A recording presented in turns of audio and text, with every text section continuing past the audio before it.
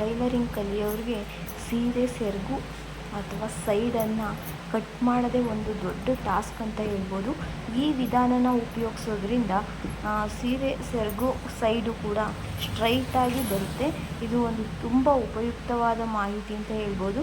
ಟೈಲರಿಂಗನ್ನು ಕಲಿಯೋಂಥವ್ರಿಗೆ, ಮನೆಯಲ್ಲೂ ಕೂಡ ಟೈಲರಿಂಗ್ ಮಾಡೋ ಅಂಥವ್ರಿಗೆ ಇದು ಒಂದು ಉಪಯುಕ್ತವಾಗಿದೆ. ಏನು ಮಾಡಬೇಕಂದ್ರೆ 1 ಇಂಚು ಬಿಟ್ಟು ಸೀರೆ ಕತ್ತರಿಯಲ್ಲಿ ಸ್ವಲ್ಪ ಕಟ್ ಮಾಡಿ ಆದಮೇಲೆ ಒಂದು ನೂಲಿನ ಎಳೆಯನ್ನು ಎಳ್ಕೊತಾ ಬರಬೇಕು.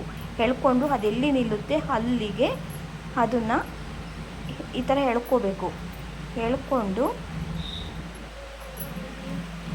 ಈ ಥರ ಎಳಿತಿದ್ದಾರಲ್ಲ ಆ ಥರ ಎಳ್ಕೊಂಡು ಅದು ಎಲ್ಲಿಗೆ ನಿಂತಿದೆ ಅಲ್ಲಿವರೆಗೂ ಕಟ್ ಮಾಡ್ತಾ ಹೋಗಬೇಕು.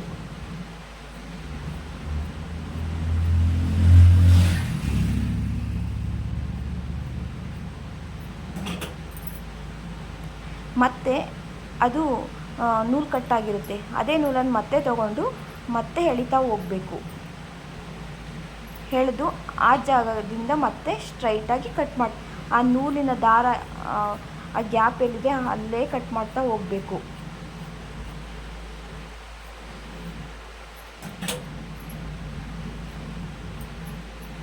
ಈ ಥರ ಕಟ್ ಮಾಡ್ತಾ ಹೋಗೋದ್ರಿಂದ ಸೀರೆ ಸೆರಗಿನ ಲೈನು 2 ಕಡೆ ಸೈಡು ಕೂಡ ಕರೆಕ್ಟಾಗಿ ಒಂದೇ ಸ್ಟ್ರೈಟಲ್ಲಿ ಬರುತ್ತೆ. ಇಲ್ಲ ಅಂತ ಅಂದರೆ ನಾವು ಸ್ಟ್ರೈಟಲ್ಲಿ ಕಟ್ ಮಾಡ್ತಾ ಇದ್ದೀವಿ ಅಂತ ಅನಿಸುತ್ತೆ, ಆದರೆ ಆ ಸೀರೆ ಸ್ಟ್ರೈಟಾಗಿ ಬರಲ್ಲ. ಅದು ಆಚೆ ಕೊಚ್ಚೆ ಬರುತ್ತೆ. ನಾವು ಸ್ಟಿಚ್ ಮಾಡೋಕ್ಕೆ ಹೋದಾಗಲೂ ಕೂಡ ಆ ಕಡೆ ಈ ಕಡೆ ಆಗಿ ಅದು ಕ್ಲೀನಾಗಿ ಬರಲ್ಲ. ಈ ಒಂದು ಟಿಪ್ಸನ್ನು ಉಪಯೋಗಿಸೋದ್ರಿಂದ ಸೀರೆ ಸೆರಗು ಸ್ಟ್ರೈಟಾಗಿ ಬರುತ್ತೆ.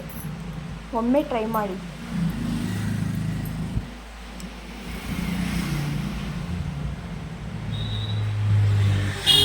ನೋಡಿ, ಈಗ ಇಷ್ಟು ವೇಸ್ಟ್ ಆಗಿದೆ ಇದು ಸೀರೆ ಸೆರಗು. ನಾವು ಸ್ಟ್ರೈಟ್ ಅಂತ ಮಾಡ್ತಾ ಹೋದರೆ ಅದು ಬರಲ್ಲ. ನಾವು ವೇಸ್ಟ್ ಆಗುತ್ತೆ ಬಟ್ಟೆ ಅಂತ ಅಂದರೆ ಅದು ಸ್ಟ್ರೈಟಾಗಿ ಬರಲ್ಲ. ಈಗ ನೋಡಿ ಇದು ಯಾವ ಥರ ಬಂದಿದೆ ಅಂತ.